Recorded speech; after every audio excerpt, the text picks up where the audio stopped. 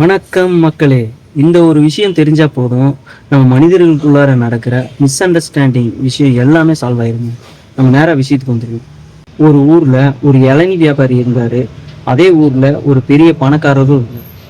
அந்த பணக்காரர் எப்போதுமே அந்த இளநீ வியாபாரி கிட்ட வந்து இளநீ வாங்குவாரு. ஆனா அங்க அவர் இளநீ குடிக்க மாட்டாரு, வீட்டுக்கு போய் தான் எப்போதுமே குடிப்பாரு. அது எவ்வளோ பெரிய வெயில் காலமா இருந்தாலும் சரி, என்னைக்கா இருந்தாலும் சரி, அவர் இளநீ வாங்கி அங்கேயே குடிக்க மாட்டாரு, எப்போதுமே வீட்டுக்கு மட்டுமே வாங்கிட்டு போவார். இந்த இளநீ கடைக்காரரு ஓகே, இவர் எப்போதும் நம்ம கடையில் ரெகுலர் கஸ்டமர் அப்படின்னு சொல்லிட்டு இருக்காங்க. அப்போ ஒரு நாள் என்ன ஆகுதுன்னா, அந்த பணக்காரரும் அவங்களோட பையனும் ஒரு வெளியூர்ல ஒரு வேலை விஷயமா போயிட்டு திரும்பி வராங்க. அப்போ அந்த பணக்காரரு முன்னாடி நடந்து வந்துட்டு இருக்காரு, பையன் பின்னாடி ரொம்ப தூரமா நடந்து வந்துட்டு இருக்கான். அப்போ பயங்கரமான வெயில். அந்த பணக்காரருக்கு என்ன ஆகுது, திடீர்னு தலை சுத்தி அவருக்கு மயக்கம் வந்துடுது. அப்போ அந்த இடத்துல வந்து இளநீ கடைக்காரர் நின்று இருக்காரு, இவர் இளநீ வியாபாரம் பண்ணிட்டு இருக்காரு. டக்குன்னு இவரை பார்த்தோன்னே, அடடா இவர் நமக்கு தெரிஞ்சவராச்சே, ரெகுலர் கஸ்டமர் ஆச்சே அப்படின்னு சொல்லிட்டு மயக்கம் போட்டு விழுந்தோனையுமே இவர் போய் என்ன பண்றாரு, டக்குன்னு ஒரு இளநியை வெட்டி அவருக்கு குடிக்க கொடுக்குறாரு, மூஞ்சிலாம் தெளிச்சு விட்டுட்டு. அப்போ பார்த்து என்ன ஆகுதுன்னு பார்த்தீங்கன்னா, அந்த இளநியை குடிச்ச அடுத்த செகண்டே அவருக்கு, அந்த பணக்காரருக்கு ஃபிக்ஸு வந்துடுது. இந்த இளநீ கடைக்காரருக்கு என்ன பண்றதுன்னே தெரியல. என்னடா நம்ம இவரை காப்பாத்துறதுக்காக இளநீ கொடுத்தோம், இப்படி ஃபிக்ஸ் வந்துருச்சு அப்படின்னு சொல்லிட்டு அவர் பதட்டமா இருக்காரு.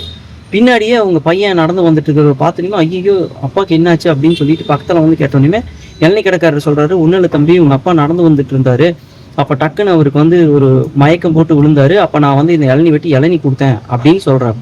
ஐயோ ஏங்க அவருக்கு இளநீ கொடுத்தீங்க, அவருக்கு இளநீவே அலர்ஜிங்க, அவருக்கு இளநீ கொடுத்தாவே உடனடியாக ஃபிக்ஸு வந்துடும், அவருக்கு மூச்சு திணறல் மாதிரி வந்துடும், வாங்க உடனடியாக ஹாஸ்பிட்டல் கொண்டு போகலான்னு சொல்லிட்டு டக்குன்னு வந்து ஹாஸ்பிட்டல் கூப்பிட்டு போகிறாங்க. அங்கே அட்மிட் பண்ணதுக்கப்புறமா கொஞ்சம் அவர் ரெடி ஆயிடுறாரு. அதுக்கப்புறம் தான் உண்மை தெரிய வருது, அவர் டெய்லியுமே அவர் கடையில் இளநீ வாங்கிட்டு போகிறது அவருக்காக இல்லை, அவங்க வீட்டில் இருக்கிறவங்க குடிக்கிறதுக்காக தான் இளநீ வாங்கிட்டு போகிறாரு. இவருக்கு அந்த இளநீ ஒத்து வராது அப்படிங்கிறது. மாரல் ஆஃப் த ஸ்டோரி என்னன்னா, சில பேர் நமக்கு ஹெல்ப் பண்ணுவாங்க, அவங்க உண்மையாலுமே நல்லது தான் பண்ணுவாங்க, அவங்க நல்லது தான் செய்வாங்க, ஆனால் அது நமக்கு ஒத்து வராது.